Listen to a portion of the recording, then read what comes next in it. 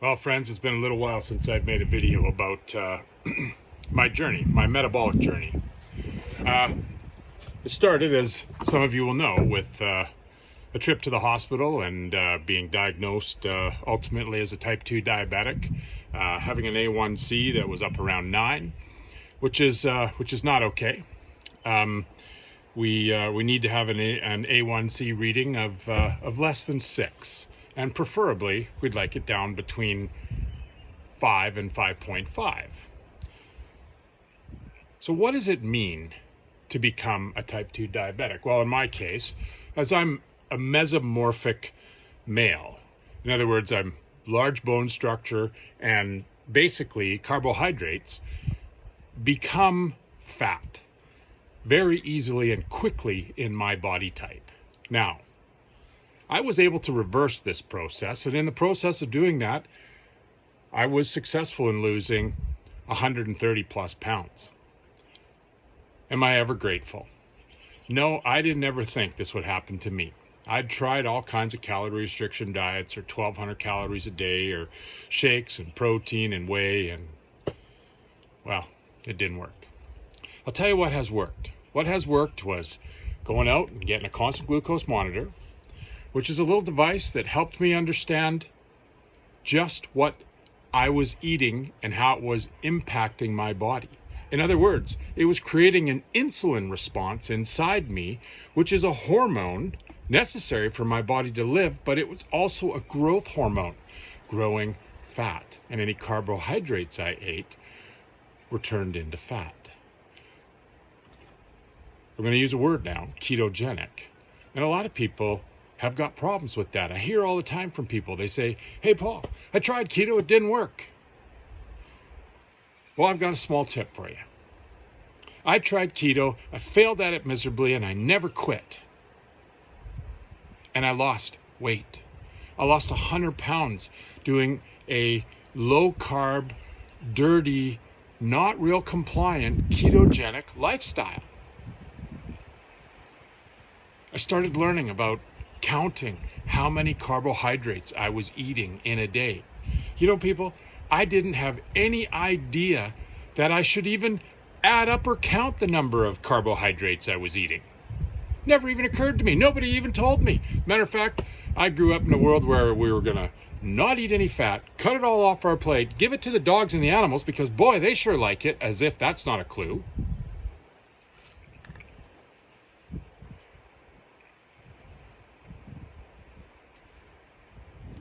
Once I realized how many carbohydrates that I was eating, and then I began to learn that carbohydrates consumed in a liquid form were even more dangerous, or were it's just liquid fat, really.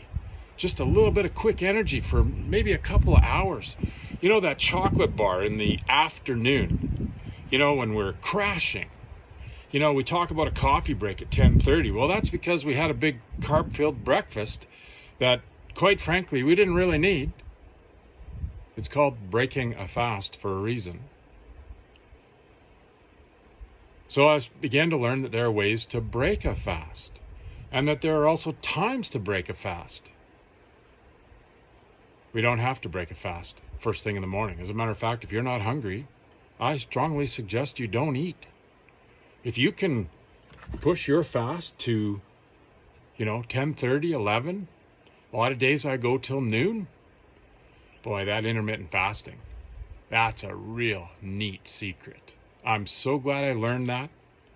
And then you want to start breaking it up a little bit, making sure that it's not the same all the time. So doing 16 and 8, where you just have your lunch and your dinner, and you don't eat after dinner until the next day around 11 to 1 o'clock. Yeah, you want to mix it up a little bit. Keep it jumping.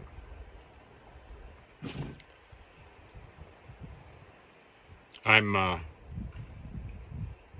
so grateful that I started, that I made what I consider to be the most important step in anyone's ketogenic, low carb, metabolic one of the more important things that I think everybody needs to understand, and I learn this more and more every day. Every single one of us different. And what has worked for me, you know, the low carb, the keto, even carnivore, which is extremely low carb.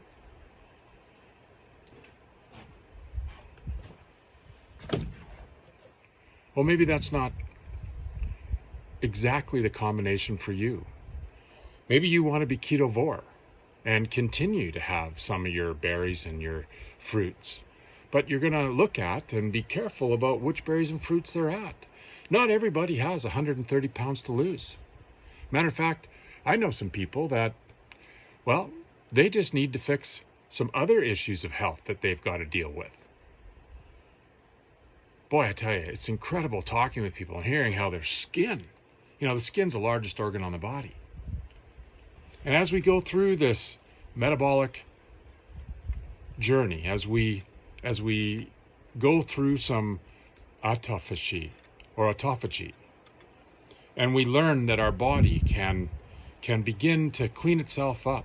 I had a fatty liver, non-alcoholic fatty liver, when I was diagnosed as a type 2 diabetic. I also had blood pressure that was quite frankly through the roof. And in all honesty, I was on a collision course with the back of an ambulance and probably a life-saving trip to a hospital if I was lucky. Well, that's not the case anymore. Today I have a very healthy relationship with food. As a matter of fact, I think I'm eating better and I'm more enjoying my relationship with food than I ever have in my whole life. A lot of people say to me, hey, don't you miss the potatoes and the rice? And I'll tell you what, I don't miss the 130 pounds. I don't miss the blood pressure that's spiking up over 150, occasionally 180. It doesn't matter, because that's just way too high. What I really do like is I like that blood pressure reading that I get every morning, and we're talking like 118 over 70. And I'm in my mid-50s.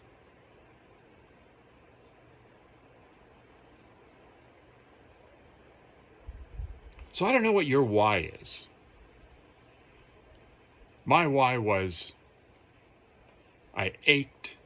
I had all kinds of pain.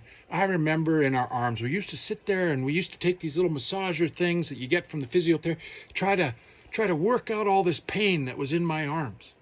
Yeah, well, it's all gone now. The inflammation.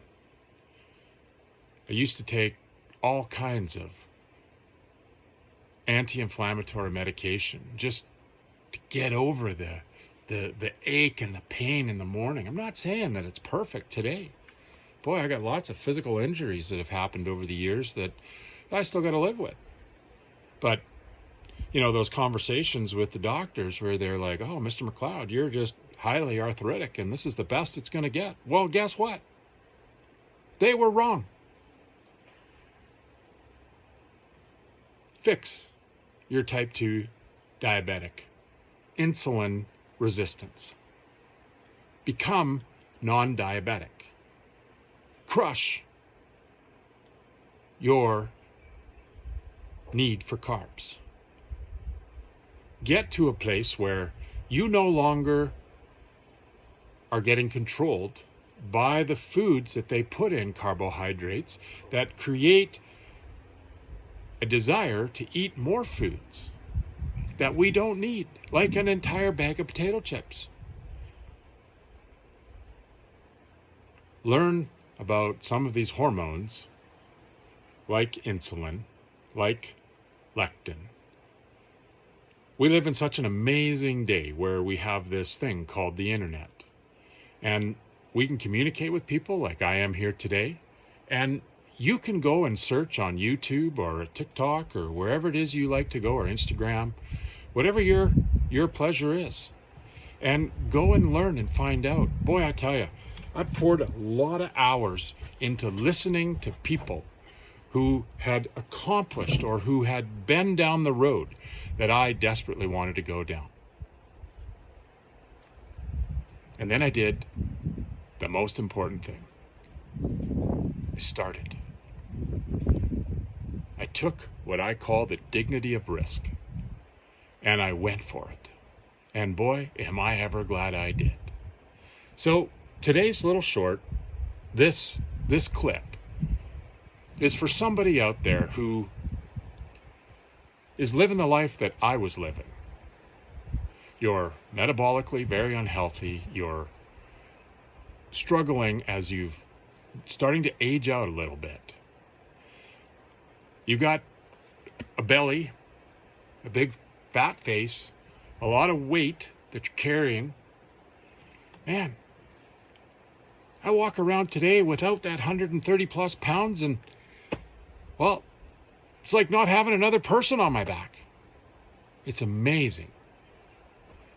And I just want to be here to say, you can do it too. If I can do it, you can do it. All right. Have a great day.